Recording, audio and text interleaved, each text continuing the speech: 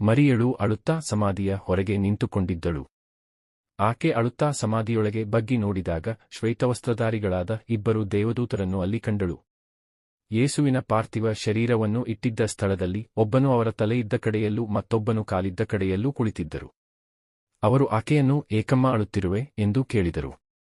ನನ್ನ ಪ್ರಭುವನ್ನು ತೆಗೆದುಕೊಂಡು ಹೋಗಿ ಬಿಟ್ಟಿದ್ದಾರೆ.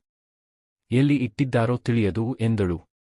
ಹಾಗೆ ಹೇಳಿ ಹಿಂದಕ್ಕೆ ತಿರುಗಿದಾಗ ಅಲ್ಲೇ ಯೇಸು ನಿಂತಿರುವುದು ಆಕೆಗೆ ಕಾಣಿಸಿತು. ಆದರೆ ಯೇಸುವೇ ಅವರೆಂದು ಆಕೆಗೆ ತಿಳಿಯಲಿಲ್ಲ. ಯೇಸು, ಏಕಮ್ಮ ಅಳುತ್ತಿರುವೆ?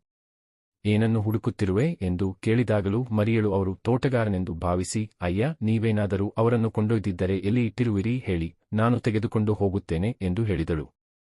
ಆಗ ಯೇಸು ಮರಿಯಾ ಎಂದು ಹೆಸರಿಡಿದು ಕರೆದರು. ಆಕೆ ಹಿಂದಿರುಗಿ ನೋಡಿ ರಬ್ಬುನಿ ಎಂದಳು. ಯೆಹೂದ್ಯರ ಭಾಷೆಯಲ್ಲಿ ಹಾಗೆಂದರೆ ಗುರುದೇವ ಎಂದರ್ಥ.